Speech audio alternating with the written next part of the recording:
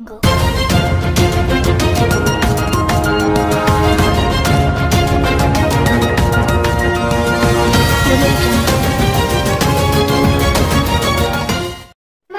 मी सय्यद सफर शोगत. आपण पाहत आहात Tejvarta news network and entertainment channel.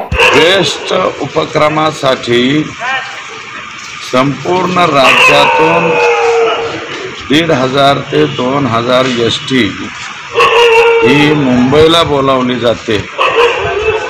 या खात्याचे मंत्री सन्माननीय अनिल परब साहेबांना माझी विनंती आहे की हे जे गाड्या तुम्ही घेऊन जाताय आणि एक 44 कंडक्टर आणि ड्रायव्हर जर तिकडे पाठवले तर येताना त्यातले 50% लोक पॉझिटिव्ह होऊन येतात आणि हे पॉझिटिव्ह होऊन आलेले लोक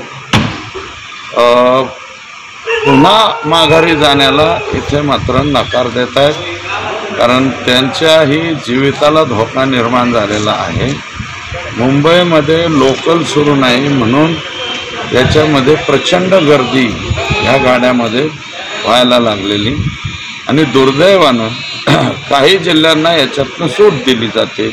सांगलीला सूट दिली जाते, कोल्हापूरला सूट दिली जाते आणि अँटीजन टेस्ट करून स्वाब घेऊन त्याचा पॉझिटिव्ह का निगेटिव्ह अँटीजन टेस्टच्या बाबतीमध्ये बहुतेक वेळा अडचणी निर्माण व्हायला लागल्या.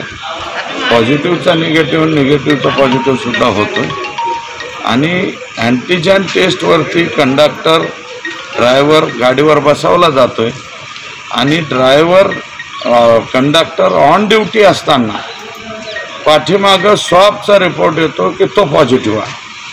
मग पुन्हा ती एसटी थांबवा, त्यातला कंडक्टर आणि ड्रायव्हर खाली उतरा, पण या दरम्यानच्या 3 ते 4 तासात किंवा 5 तासात तो कंडक्टर आणि ड्रायव्हरपेक्षाही कंडक्टर जर पॉझिटिव्ह असेल तर त्या एसटीतल्या सगळ्याच लोकांना तो प्रसाद देऊन बसणार आहे.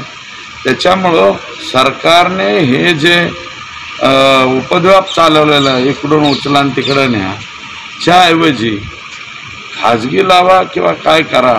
आता म्हणजे ही सगळी यंत्रणा बसून ठेवा असं मी म्हणणार नाही, पण याच्या बाबतीमध्ये कंडक्टर आणि ड्रायव्हर यांच्या जीविताच्या बाबतीमध्ये, कारण आमच्याच आष्टी आगाराचा संजय गायकवाड नावाचा मुलगा मृत पावलेला आहे. 35 वर्षाचा मुलगा गेला आणि सरकारचं जे 50 लाखाचा विमा होता तो सुद्धा त्याला मिळू शकत नाही असं कळतंय, कारण त्याची मुदत संपली म्हणतात. मग एवढा निष्काळजीपणे सरकार या बाबतीत कसं वागते, निष्ठुरपणे कसं वागते, याचं उत्तर अनिल परब साहेबांनी दिलं पाहिजे असं माझं मत आहे.